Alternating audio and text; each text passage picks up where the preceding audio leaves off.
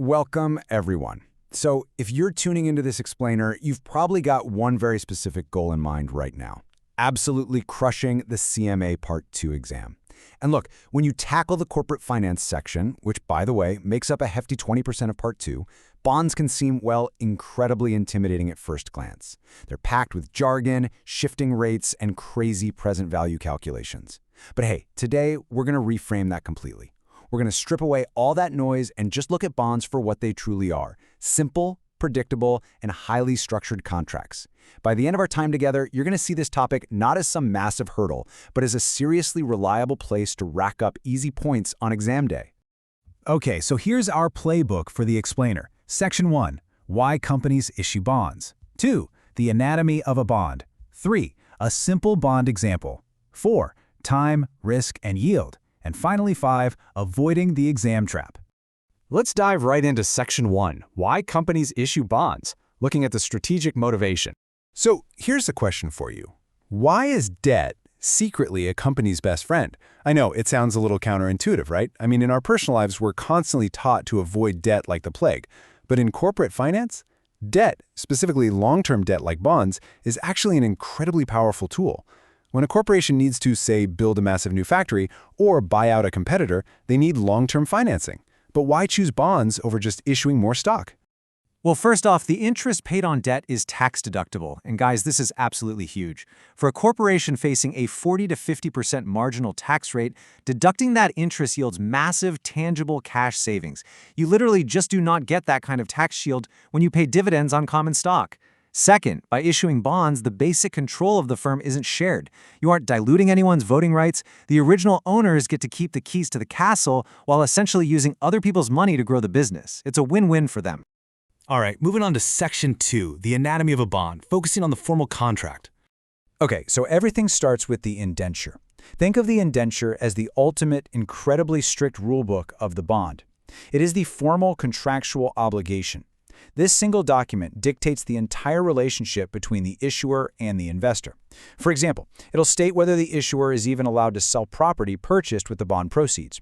It dictates the maintenance the issuer has to provide, and it outlines any restrictive covenants, things like requiring the company to maintain certain financial ratios.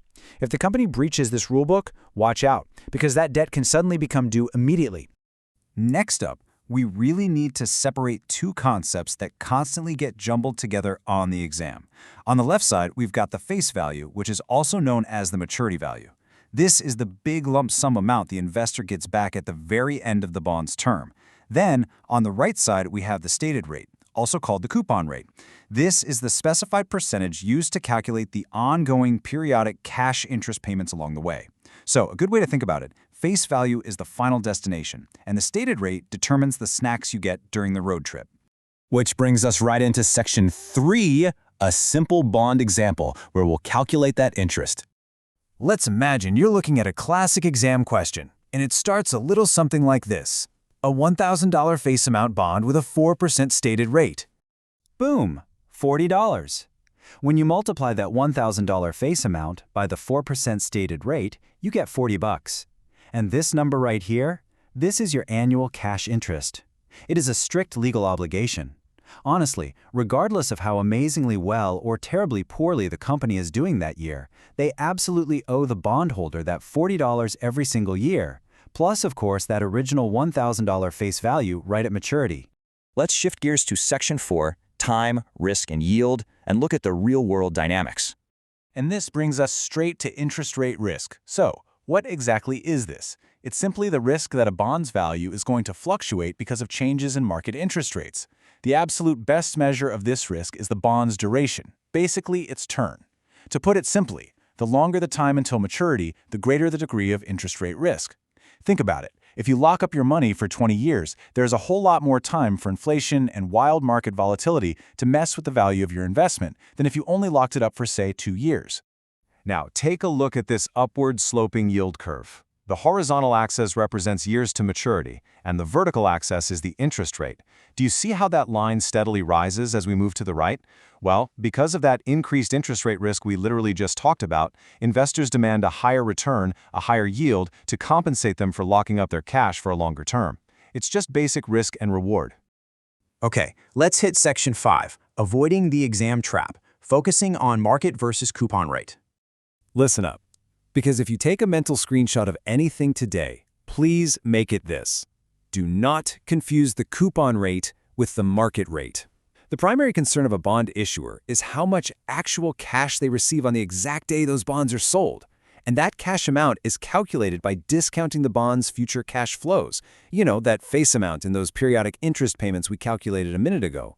But here is the absolute trick to the whole thing.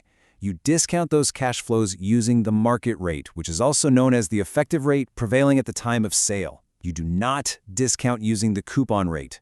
Actually, it is super rare for a bond's coupon rate to precisely match the market rate on the actual day of the sale. So this right here is your ultimate exam cheat sheet. Let's walk through it together. If, by some absolute miracle, the stated rate equals the market rate, well, the cash proceeds equal the face amount, and the bond is sold at par. Easy enough, right? But what if the stated rate on your bond is lower than the market rate? Say the market is offering everyone 8%, but your bond only pays 6%. Investors aren't going to buy it. You have to offer them an incentive. In this case, the cash proceeds will be less than the face amount. The bond is sold at a discount. Conversely, if your stated rate is higher than the market rate, your bond is highly attractive. Investors will actually pay more than the face value just to get their hands on those superior cash flows. So the cash proceeds will be greater than the face amount, meaning it's sold at a premium. So the crucial point to take away is this. The upfront cash proceeds fluctuate entirely on market demand. When sold at a discount, the issuer gets less cash upfront than the par value they'll eventually have to pay back. When sold at a premium, the issuer gets more cash upfront. The mechanics of calculating these proceeds really just require matching the market's current yield demands with the fixed promises written into the bond's indenture. Which brings us to our final thought. Are you ready to claim your easy points on exam day? Honestly, we've stripped away all the complexity here. You know why companies issue bonds for tax shields and retaining control? You know the indenture is the strict rulebook. You can calculate the cash interest, you understand the yield curve, and most importantly, you know exactly how the stated rate interacts with the market rate to create discounts and premiums. So, I'll leave you with this little thought to ponder. The next time you look at a corporate balance sheet, ask yourself, are they actually utilizing debt to their strategic advantage to maximize their growth, or are they just leaving money on the table? Keep that strategic mindset sharp, and you are absolutely going to dominate this section of the exam. Thanks for hanging out with me for this explainer, and keep studying smart.